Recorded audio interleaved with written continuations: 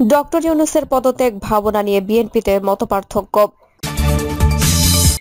জানবো গুজব, বোমায় আলটিমেটামের ঝড়, প্রশাসনে আওয়ামী লীগের কারসাজে বিএনপি, এনসিপি, জামাতের ডামি শো, নিঃসঙ্গ ইউনূস, ওয়াকারকে চটানোর ঝক। এবং সর্বশেষে জানাবো ডক্টর ইউনূস নয়, জনগণ অযোগ্য উপদেষ্টাদের পদত্যাগ চায় বললেন ইমরান সালেহ প্রিন্স। এতক্ষণ শুনলেন সংবাদ শিরোনাম, এবারে বিস্তারিত। ডক্টর ইউনূসের পদত্যাগ ভাবনা নিয়ে বিএনপিতে মতপার্থক্য। অন্তর্বর্তী সরকারের প্রধান উপদেষ্টা ডক্টর মোহাম্মদ ইউনূসের পদত্যাগ ভাবনা নিয়ে বিএনপির মধ্যে মতপার্থক্য দেখা দিয়েছে। নির্বাচনের রোডম্যাপ চেয়ে সরকারের উপর চাপ বাড়াতে চাইলেও ইউনূসের পদত্যাগের গুঞ্জনে দলটির ভেতরে দ্বিধা তৈরি হয়েছে। বিকেল থেকে আলোচনা শুরু, প্রধান উপদেষ্টা পদত্যাগ করতে যাচ্ছেন, এরপর থেকে বিএনপির ভেতরে চলছে নানা আলোচনা। দলের একাংশ মনে করছে 10 মাসে নির্বাচনের রোডম্যাপ না দেওয়ায় সরকারের উপর চাপ দরকার। অন্য অংশের মতো এখনই সংঘাতের পরিবেশ তৈরি ঠিক হবে না। বিএনপি স্থায়ী কমিটির সদস্য ডক্টর খন্দকার মোশাররফ হোসেন গত বৃহস্পতিবারের সংবাদ সম্মেলনে বলেন, চলতি বছরের ডিসেম্বরের মধ্যে নির্বাচনের রোডম্যাপ ঘোষণা না করলে বিএনপির পক্ষে সরকারের প্রতি সহযোগিতা অব্যাহত রাখা কঠিন হয়ে দাঁড়াবে। একটি সুষ্ঠু, অবাধ ও নিরপেক্ষ নির্বাচনের মাধ্যমে ডিসেম্বর 2025 সালের মধ্যে একটি জাতীয় সংসদ গঠনের জন্য অবিলম্বে সুনির্দিষ্ট রোডম্যাপ ঘোষণা চাই।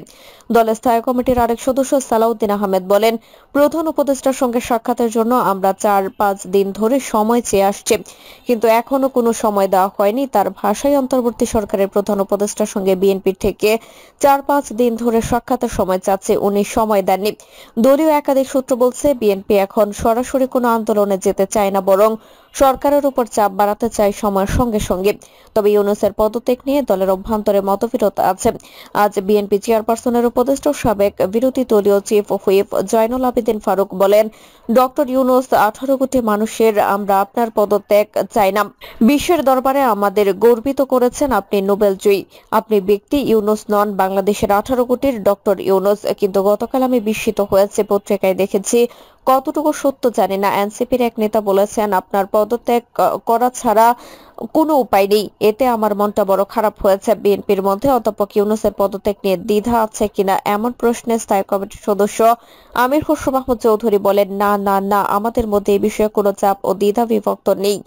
আমরা কেউ প্রধান উপদেষ্টাকে পদত্যাগ করতে বলেনি। আমরা বলছি যে যারা বিতর্কিত উপদেষ্টা আছেন তাদের বাদ দেওয়ার কথা। তিনি আরো বলেন, বিএনপি চাচ্ছে না উনি পদত্যাগ করুক, আমরা চাই উনি নির্বাচন করে নির্বাচিত সরকারের হাতে ক্ষমতা হস্তান্তর করে চলে যান। আমাদের একটাই চাওয়া, উনি দ্রুত সময়ের মধ্যে নির্বাচনের রোডম্যাপ ঘোষণা করবেন। আমির খসরু ভাষায়, প্রধান উপদেষ্টা ইউনূস সাহেব চলে যাওয়ার কিছু নেই, ওনাকে নির্বাচন দিয়ে যেতে হবে। অন্তর্বর্তী সরকার গঠনের 10 মাস হয়ে গেছে, এখনো নির্বাচনের রোডম্যাপ দিচ্ছেন না। একটা অনির্বাচিত সরকার কতদিন চলতে পারে? আমরা 15 থেকে 16 বছর যুদ্ধ করে শেখ হাসিনাকে বিদায় করেছি। এখন একটা অনির্বাচিত সরকারের হাতে ক্ষমতা থাকতে পারে না। সালাউদ্দিন আহমেদ বলেন, আমরা প্রধান উপদেষ্টার পদত্যাগ চাইনি, আমরা ডিসেম্বরের মধ্যে জাতীয় সংসদ নির্বাচনের রোডম্যাপ চেয়েছি। উনি যদি রোডম্যাপ দেওয়ার পরিবর্তে নিজে পদত্যাগ করতে চান তাহলে সেটা ওনার নিজস্ব চয়েস হতে পারে, কিন্তু আমরা ওনার পদত্যাগ চাইনি। তিনি বলেন, আমরা পদত্যাগ চেয়েছি নিরাপত্তা উপদেষ্টা খলিলুর রহমানের, আমরা চেয়েছি ছাত্র উপদেষ্টাদের পদত্যাগ, যেহেতু সরকারের নিরপেক্ষতা ক্ষুণ্ণ হচ্ছে। এখন কেন তিনি দায়িত্ব পালন করতে চান না সেটা ওনার নিজস্ব ব্যাপার। রাষ্ট্র বসে থাকবে না, জাতীয় বসে থাকবে না, পৃথিবীতে কেউ অপরিহার্য না। আবেগ দিয়ে রাষ্ট্র পরিচালনা হয় না, যুক্তি দিয়ে হয়। গুজব, বোমায় আলটিমেটামের ঝড়, প্রশাসনে আওয়ামী লীগের কারসাজি, বিএনপি, এনসিপি, জামাতের ডামি শো, নিঃসঙ্গ ইউনূস, ওয়াকারকে চটানোর ছক। শক্তি ভবিষ্যৎ না জেনেও খেলছে দেশের প্রধান দল বিএনপি। হোঁচট খাই আবার এগোই, তেজি হয়ে আগুয়ান জামাত। বড় ধাক্কা খেলে একটু দমে, পরে আবার বিগড়াই। নানা চক্করে ঘুরছে নতুন দল এনসিপি। স্পষ্ট বার্তা কারো কাছেই নেই। প্রধান উপদেষ্টা ডক্টর মোহাম্মদ ইউনূস সবার কথাই শুনেন, আবার কারো কথাই শুনেন না, কিন্তু মাথা নাড়েন। বিষয়টা দেখছেন বা দেখবেন বলে সায় দেন। এর জেরে তিনি প্রকারান্তরে একলা চলছেন বলে প্রতীয়মান অনেকের কাছে। ডক্টর ইউনূস তার পর্যায়ে কাউকে সহযোগী পাননি বলেও প্রচারিত। সেনাপ্রধান জেনারেল ওয়াকার আগের মতো এন্ট্রান্স দেন না, মোটামুটি কাছে যেতে দেওয়াই কেউ কেউ এর সুযোগ নেওয়ার চেষ্টা করেছেন। যত বড় মুখ নয় কথা বলেছেন তার চেয়েও ঢের বড় করে, তাই নিজেকে অনেকটা সীমিত করে ফেলেছেন। গোটা পরিস্থিতির মাঝে রহস্যময়তা, সেনাপ্রধান ও সেনাবাহিনীকে চটানো, উত্তেজিত করা, বিভ্রান্তিতে ফেলার হেন কুচেষ্টা নেই যা না করা হচ্ছে। প্রায় প্রতিদিন, বিশেষ করে রাতে, এমন সব গুজব ও ফেক ফুটেজ ছড়ানো হচ্ছে যা অবিশ্বাস করা কঠিন। সেনাপ্রধানের জরুরি বৈঠক, সাজোয়া যান বের হওয়ার মতো অপতথ্য কিছু সময়ের জন্য হলেও বিশ্বাস করে তা আরো ছড়াচ্ছে ইনোসেন্ট মানুষও। এর নেপথ্যে হোতাদের উদ্দেশ্য সেটাই।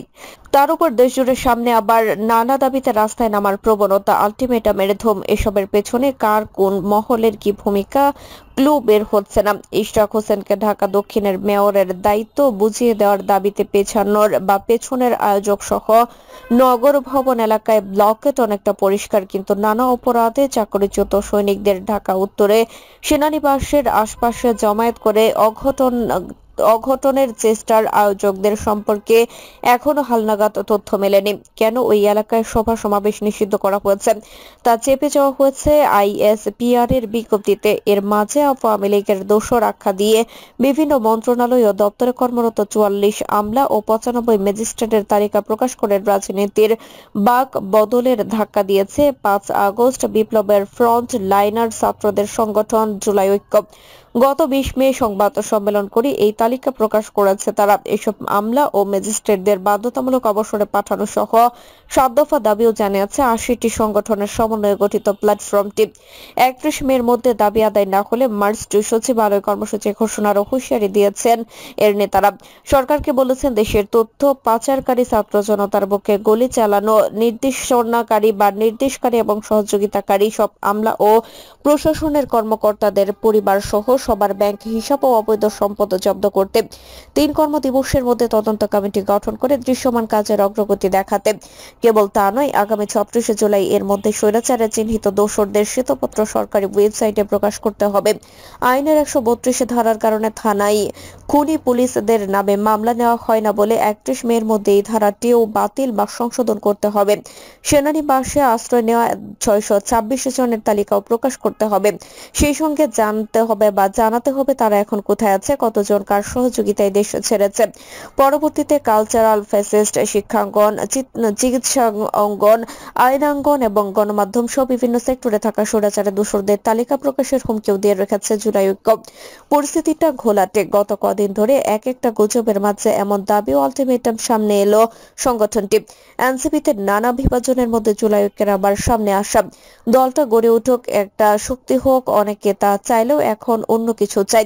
এনসিপি নেতারা যেভাবে দুর্নীতি অনিয়মে জড়িয়ে গেছেন, এতে এর বিকাশের সম্ভাবনা ক্ষীণ হয়ে আসছে। নেতৃত্বের বড় অংশ সারাদিন সচিবালয় সহ বড় বড় জায়গায় তদবির করে বলে অভিযোগ বেশ চাউর। এদিকে সপ্তাহখানেক ধরে হেন গুজব ও কন্টেন্ট নেই যা না ছড়ানো হয়েছে। কখনো প্রধান উপদেষ্টার সঙ্গে সেনাপ্রধানের চরম বিরোধ, বঙ্গভবনে বিশেষ সেনা মহড়া, ওয়াকার বাহিনীর মুভমেন্ট, কয়েক উপদেষ্টার দেশ ছেড়ে পলায়ন, সবই রয়েছে এই গুজব প্যাকেজে। নানান ফেক আইডি থেকে ছড়ানো এসব গুজব বেশ মার্কেটে পাচ্ছে। একটি গুজব প্রমাণ হওয়ার আগেই আরেকটি ছড়ানো হয়েছে। দেশের বাইরে এবং দেশে কারা অভ্যন্তরে থেকে ওইসব গুজবের স্ক্রিপ্ট সহ মাল মশলা যোগান দেওয়া হচ্ছে। বিভিন্ন কারাগারে থাকা কয়েক নেতার উৎপাত ও কিছুদিন ধরে সীমা ছাড়ানো, যখন তখন কারা কর্মকর্তা ও রক্ষীদের সঙ্গে দুর্ব্যবহার করেন, ধমকান, এয়ার কুলার, মোবাইল দিতে বলেন, এটা ওটা খেতে চান, এমন কিছু চেয়ে বসেন যা কর্তৃপক্ষের দেওয়া সম্ভব নয়। বিভিন্ন কারাগারে থাকা বিগত সরকারের এই ধরনের মন্ত্রী এমপিদের কয়েকজনকে সাজাও দেওয়া হয়েছে। ডিভিশন বাতিলের ঘটনাও আছে। 5 আগস্ট গণঅভ্যুত্থানের পর সাবেক মন্ত্রী এমপি সহ 1.5 শতাধিক ভিআইপি গ্রেফতার হয়েছেন। তাদের মধ্যে সাবেক সচিব, সাবেক 2 আইজিপি, সেনা কর্মকর্তাও রয়েছেন। 150 জন কারাগারে ডিভিশন পেয়েছেন, তাদের বেশিরভাগই ঢাকা কেন্দ্রীয় কারাগারে। অন্যরা আছেন কাশিমপুরের 3টি পুরুষ ও মহিলা কারাগারে। এদিকে ভারতে আশ্রয় নেওয়া আওয়ামী লীগ নেতাদের উৎপাত চরমে, যে কারণে অবৈধ নাগরিকদের বিরুদ্ধে কঠোর অবস্থান নিয়েছে ভারত সরকার। তারা সহ ভারতের বিভিন্ন রাজ্যে রয়েছেন আওয়ামী লীগের প্রায় 1.5 লাখ নেতাকর্মী ও তাদের পরিবার। দেশে ফেরার মতো নিরাপদ পরিস্থিতি না থাকায় নেতারা দ্বিধায় রয়েছেন। ভারতের আইন শৃঙ্খলা বাহিনী সবাইকে ভারত ছাড়ার পরামর্শ দিয়েছে এবং অন্য দেশে আশ্রয় নিতে বলেছেন।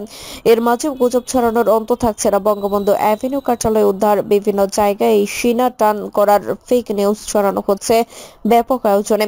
দেশে নতুন করে বেকারত্ব গজানোর কারণে ফেক নিউজের বাজারও বড় হচ্ছে। তাদের বেশিরভাগই কোনো না কোনো দলের হয়ে দুষ্কর্মে কার্যক্রমে জড়িয়ে পড়েছে। বিনিয়োগ সম্মেলন পাওয়ার প্রতিশ্রুতি অনুযায়ী আগামী 2 বছরের মধ্যে 10,000 লোকের চাকরি হবে এমন আশাবাদ শোনানোর পরবর্তী বাস্তবতা বড় করুন। নতুন চাকরি দূরে থাক, গত 8-9 মাসে অন্তত 113টি কারখানা বন্ধ হয়ে গেছে। চাকরি হারিয়েছে 1 লাখেরও বেশি মানুষ। নতুন পুরান মিলিয়ে বেকারের এই কিলবিল সামাজিক অস্থিরতা বাড়াচ্ছে, অর্থনৈতিক অনিশ্চয়তা বাড়াচ্ছে, ব্যবসায়ীরা ফুঁসছে, তার উপর সরকারের কাছে গ্রাহ্যতা পাচ্ছে না। সরকারের বড় অংশের কাছে ব্যবসায়ী মানেই লুটেরা।